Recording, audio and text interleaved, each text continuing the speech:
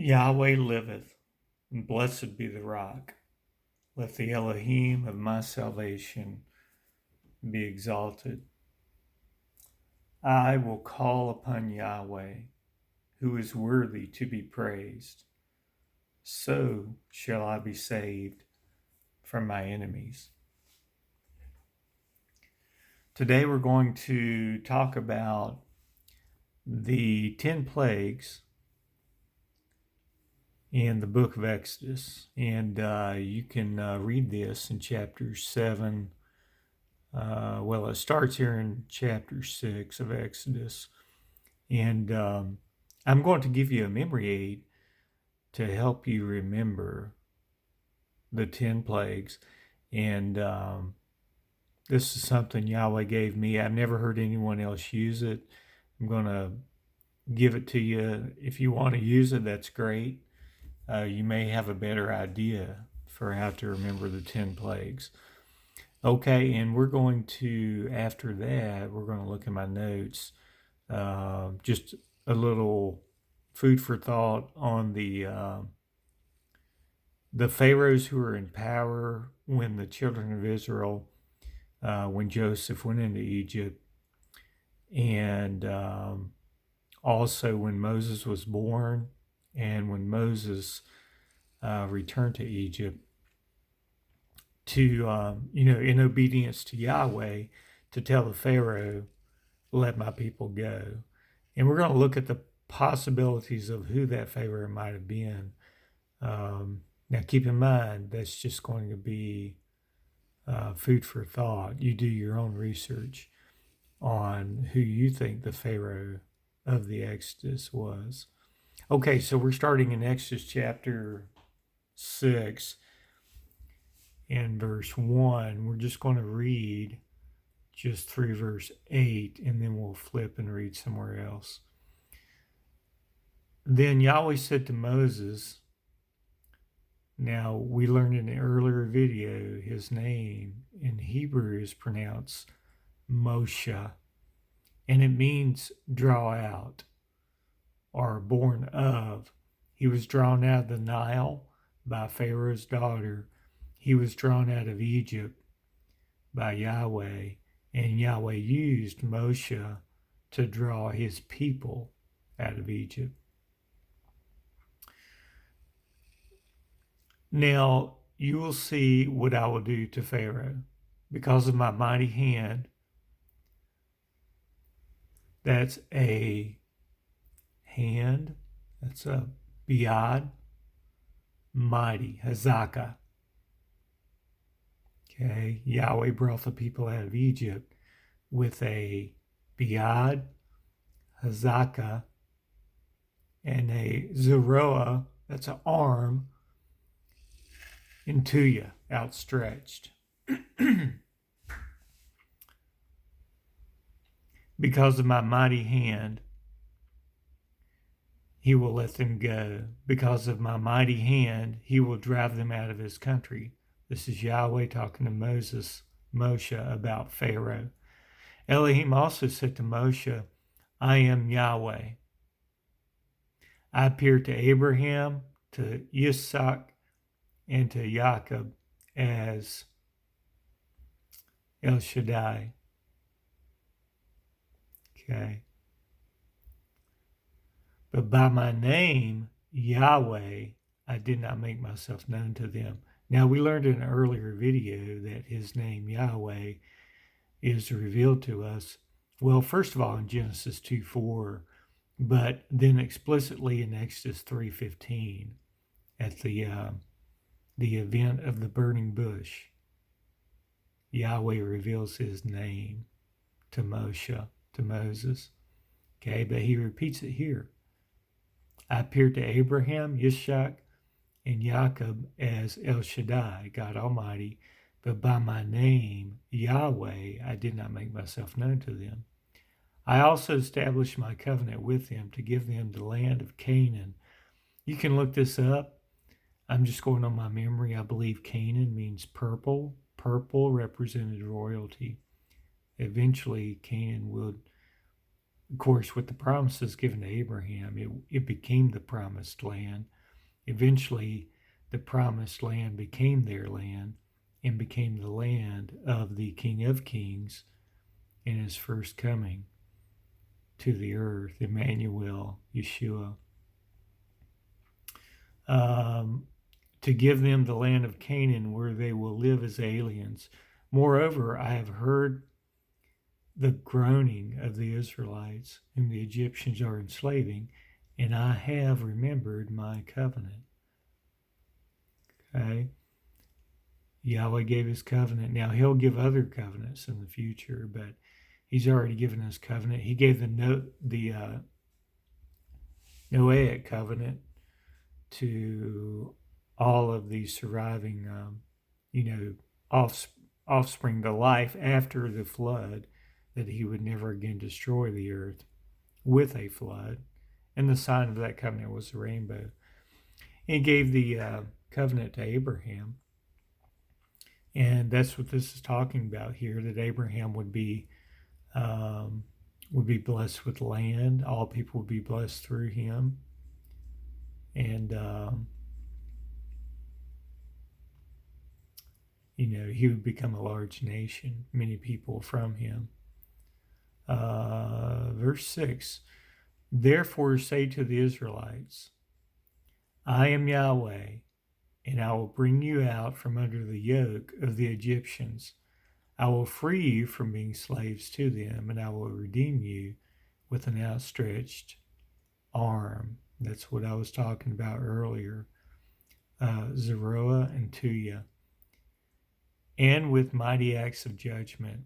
I will take you as my own people, and I will be your Elohim. Then you will know that I am Yahweh, your Elohim, who brought you out from under the yoke of the Egyptians. And I will bring you to the land I swore with uplifted hand to give to Abraham, to Yishak, and to Jacob. I will give it to you as a possession. I am Yahweh. Now the interpreters when they interpret this in English, they put the Lord, but it's just I am Yahweh. When you see that capital R, that gives it away. When you see the all caps Lord in the English Bible, that means his covenant name, the God of the Bible, his name is Yahweh. And like I said, we see that in Genesis 2:4, Exodus 3:15, and again explicitly here in the passage we just read. His name is Yahweh. Moshe reported this to the Israelites, but they did not listen to him because of their discouragement and cruel bondage. So we see the covenant and Yahweh sticking to his covenant is not dependent on our reaction. He swore it, so he's going to keep it. So now I wrote down a memory aid to help you remember, be able to remember the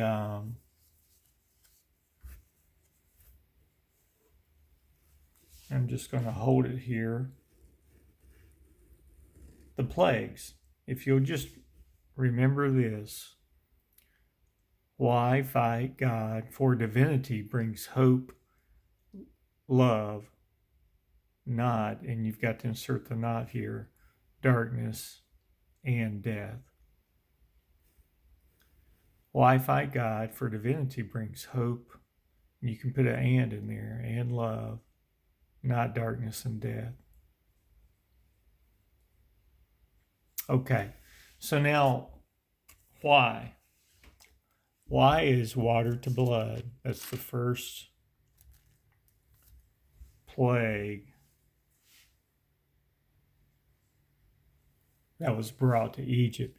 Now, instead of going through all these and flipping, I'm going to let you do that on your own. So this continues through chapter 11. Okay, but right here in the left margin, I've listed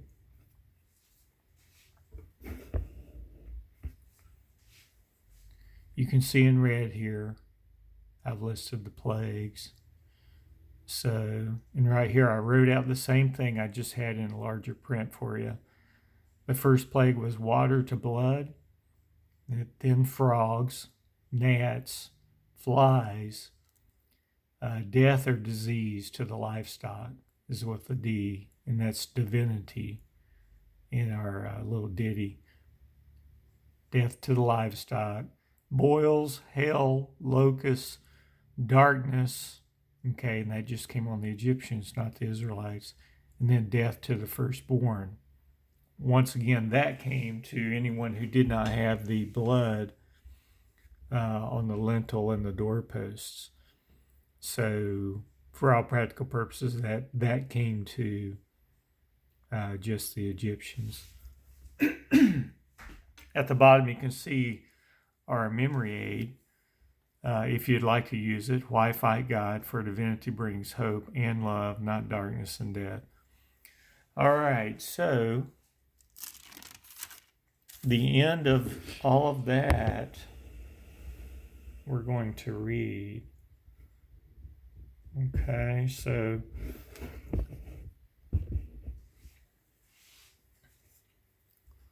the death angel comes, and this is Exodus 12, verse 29. At midnight, Yahweh struck down all the firstborn in Egypt, from the firstborn of Pharaoh who sat on the throne to the firstborn of the prisoner who was in the dungeon, and the firstborn of all the livestock as well. Pharaoh and all his officials and all the Egyptians got up during the night, and there was loud wailing in Egypt, for there was not a house without someone dead. And you can see in my notes here, I put an angel of Yahweh also destroyed 185,000 of Sennacherib's troops. Sennacherib was a king of Assyria. This is in 701 BC when they besieged Jerusalem, and Hezekiah was the Judahite king at that time. You can read about that in 2 Kings 19, 2 Chronicles 32, and Isaiah 37. I did an earlier video where I talked about that event. So now, and you can read about this, in your personal study. So now we're going to, we're going to flip over to some of my notes here. And we're just going to go over some ideas about the time frame. Now, keep in mind, these pharaohs that I've got listed here, the dates that they were in power, that's you can find those out just by using any search engine. The dates of Joseph and Moshe, that's Moses, in the Exodus, that is something that is still debated. Okay, some people think the earlier date would be around 1446 BC, and others think that it's going to be around the time of Ramses, in the 13th century. So 15th century or 13th century are the two time frames that most people think the Exodus could have occurred. I'm more under the impression that it occurred in the 15th century. But you do the research, excuse me, and you study that for yourself, come to your own conclusions. Okay.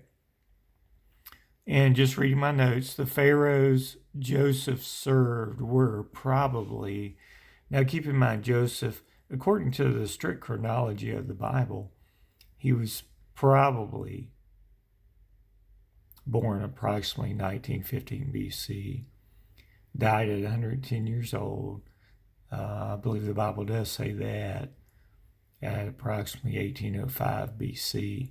So if he went into, I don't know his age when he got sold into slavery by his brothers.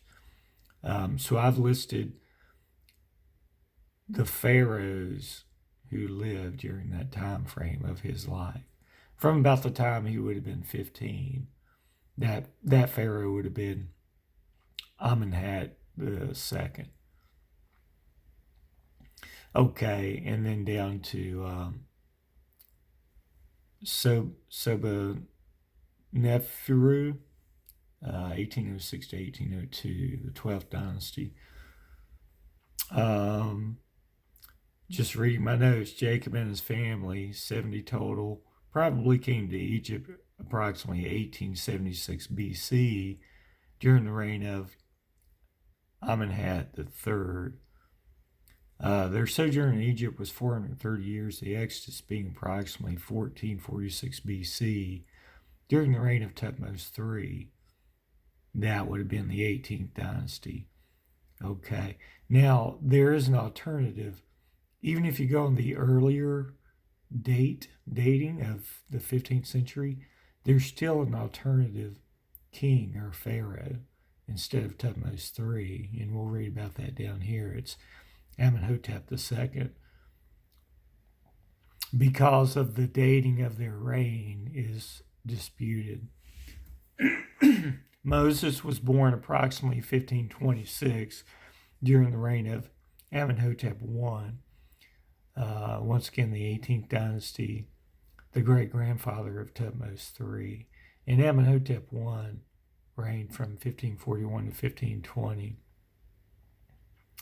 And then, so up here I've got listed the pharaohs during Joseph's life, and then it skips to the pharaohs during the time of the earlier dating of the Exodus. Okay. Hatshepsut co-ruled with Tut III for 21 years, who had ascended to the throne as a child. Moses fled Egypt during the reign of Thutmose III when he was 40 years old, approximately 1486 BC. And here's the note I was telling you about. Due to alternative dating methods, the Exodus pharaoh may have been Thutmose III's son, Amenhotep II. Now, many people think he reigned from 1425 to 1400. So, but the alternative dating is 1450 to 1446, and some people list him as Amenhotep IIA, and then 2B under the same name, Amenhotep 2B, would have been 1446 to 1425. 2A being killed in the Red Sea with the crossing of the Red Sea when Pharaoh's army was destroyed, and 2B being his replacement with the same name and title. Also, Hatshepsut may have been Moses's or Moshe's Egyptian stepmother. Okay, now I've got C notes, Exodus 1:11, Genesis 47:11, and 1 Kings 6:1. Now, this 1 Kings 6:1 is where many people get the earlier dating, the 15th century dating of the Exodus, because if you read that verse equates the 4th year of Solomon, which we know from multiple, dating elements that it was 966 BC. So it equates that year, 966, with 480 years since the Exodus. So that would give you 480 plus 966, 1446 for the date of the Exodus, or the year of the Exodus. Now, once again, that is disputed. You need to do the research yourself and find that out. And I just continued just for understanding of who the next pharaohs were. Okay, so that's some notes on that. And one other thing that you may find interesting is there is in Solub, Sudan, this guy, Amenhotep III, okay, this king here, he built a temple and inscribed his enemies in cartouches on pillars.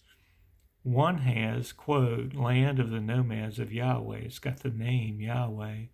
Now, this is in Egyptian hieroglyphics, so it's, it's, but it's still there. It's still there, and you can, if you're willing to go there, you can go there and see it. It's dated to circa 1400 BC. It was discovered in 1844.